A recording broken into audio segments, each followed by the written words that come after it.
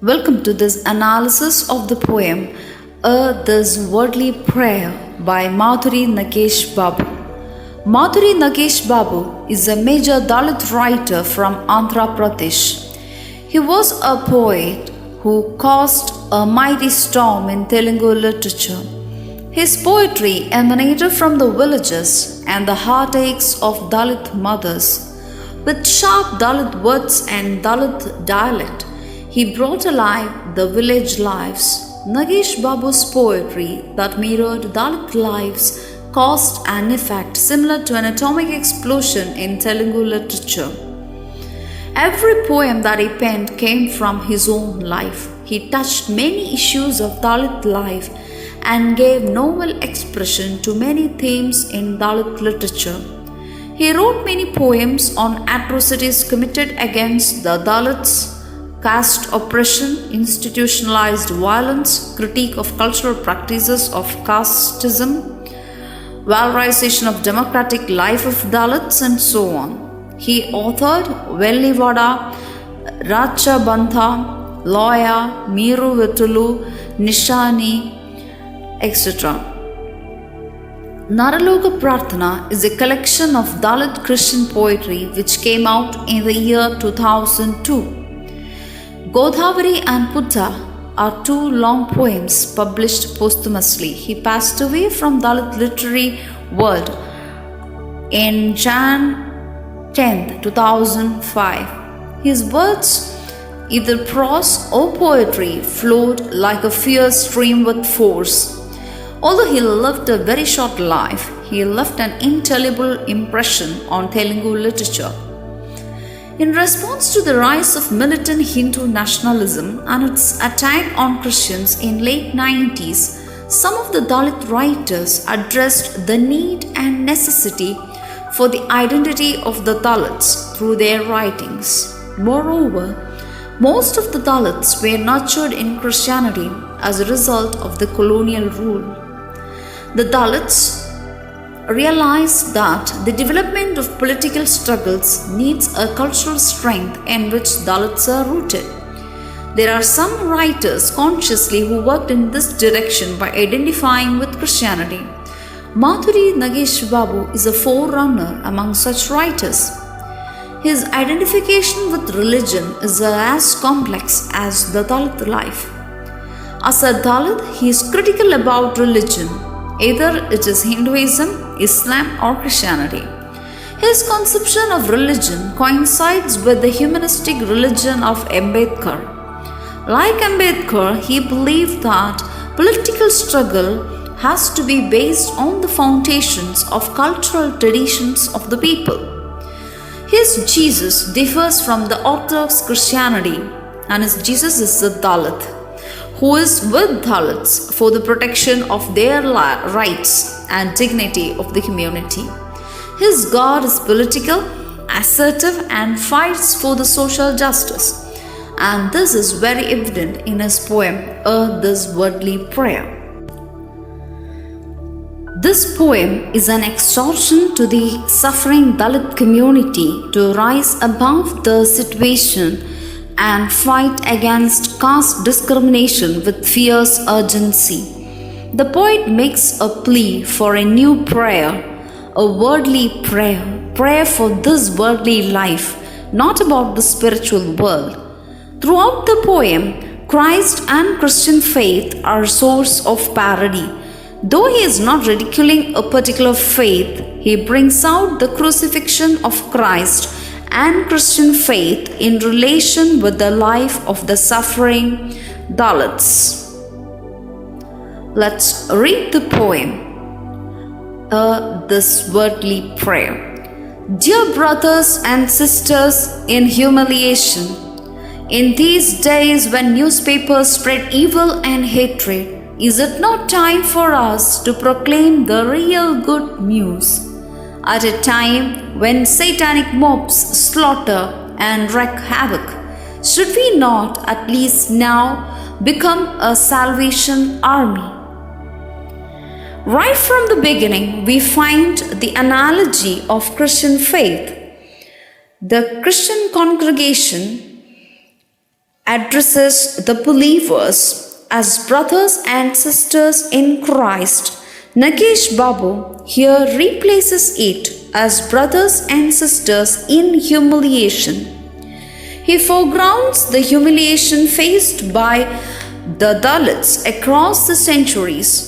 The media, the newspapers, which uphold the dominant ideology of the Aryan supremacy, spread hatred towards the Dalit community. It is full of atrocities and evil committed against them. The poet says that this is the time to proclaim the real good news. The good news or the gospel is about the salvation of mankind through Christ. Here the poet points to another good news which he considers real, the emancipation of the Dalits. The glorious gospel of Christ concerns with eternal life. Nagesh Babu says, as we live in this world, neither real good news is necessary. This is the time that the Dalit community should become a salvation army to uphold their rights. The Salvation Army was actually formed in London by William Booth. It was for the common man, excluding the aristocratic people. Nagesh Babu says that the Dalits should form an army to save their life and their people. We who kneel and pray unceasingly, traversing the other world, should we not compose a worldly prayer in the words of war? In a land where saying, "Love thy neighbor as thyself," is strange and invites mockery, let us issue an 11th commandment: hate your enemy with satanic force.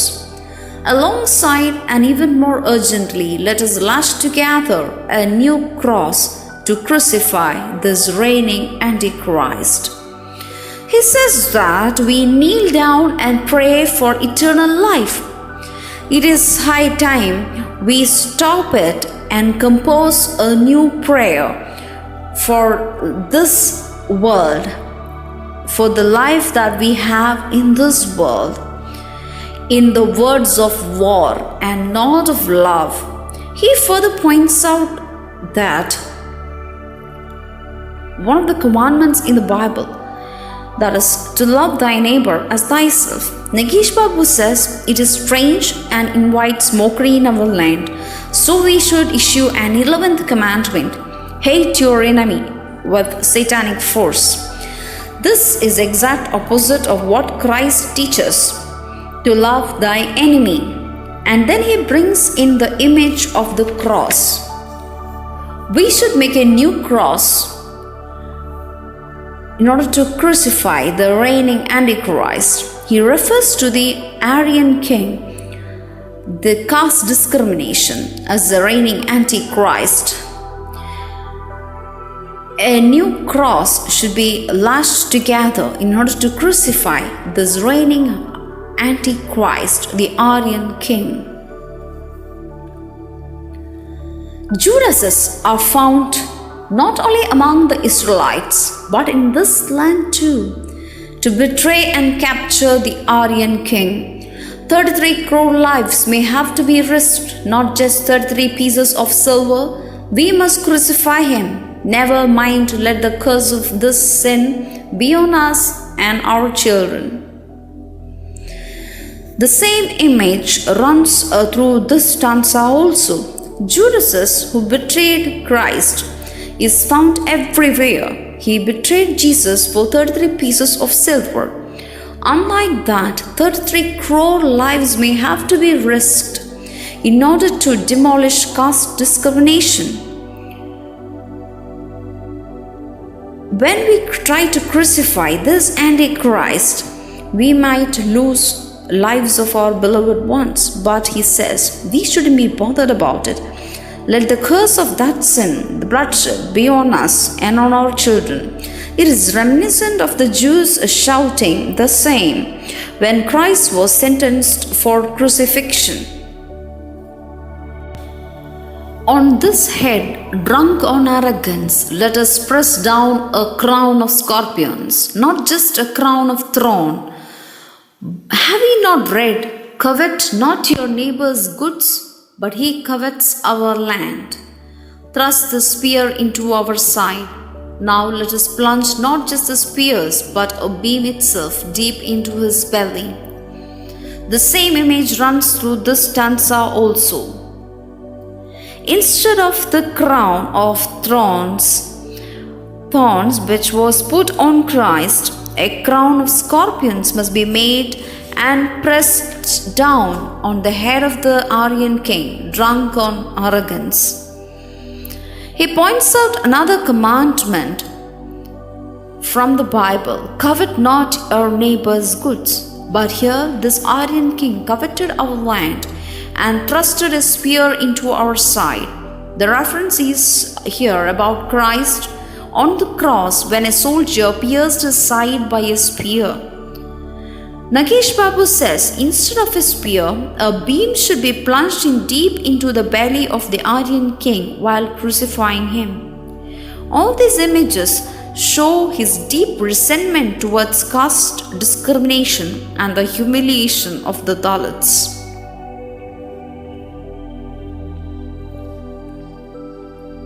On his wooden horse face, let's splash dung water, not mere spit, and make him drink sulfuric acid, not mere vinegar. Let us sentence him to a death with no resurrection even 33 epochs later. And let us then establish here a kingdom of humanity. He mocks at the Aryan king and says we should splash dung water, not mere spit. On the cross, Christ's face was spit by the soldiers and was given sour vinegar to drink. Nagesh Babu says the Aryan king should be given sulfuric acid, not mere vinegar, and should be sentenced to death with no scope for resurrection. Christ resurrected from death 3 days later. The poet says that caste discrimination should not rise its head even after 33 epochs, and a new kingdom of humanity is established, which is juxtaposed with the kingdom of God, which Christ established. Brothers, we are done with the reading from Scripture. If you can now lift your heads, we will pray. O Lord, you have assured us that you will be in our midst whenever 2 or 3 of us are gathered in your name. Grant us the sense to come together as 5, not split into 2 or 3. Grant us David's sling, not just Solomon's wisdom.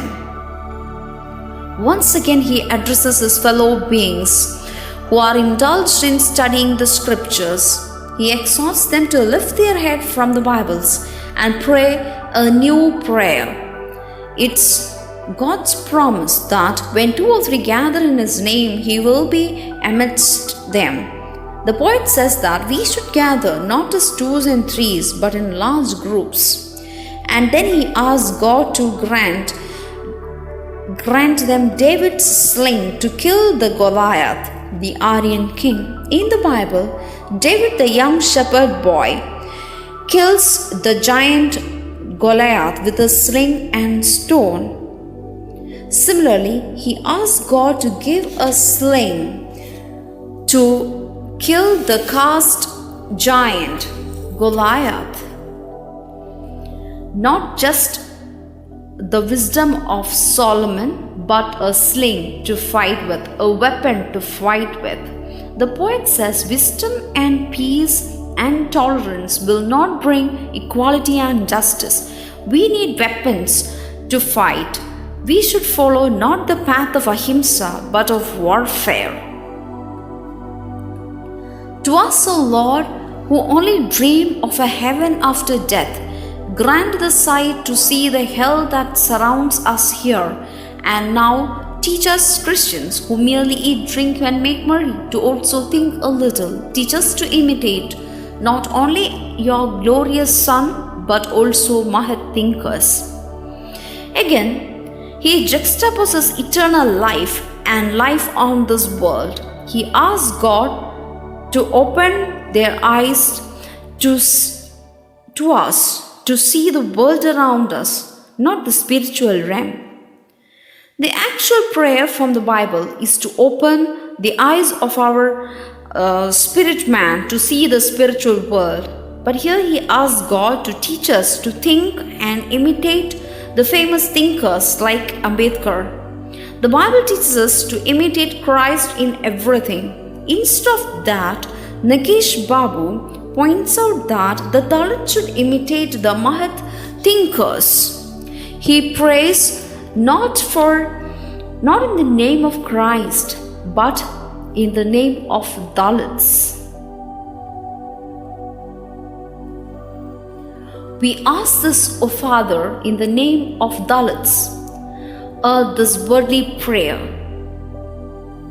Our Father who art in heaven, hallowed be thy name. Even as dark forces rage, may our kingdom come soon.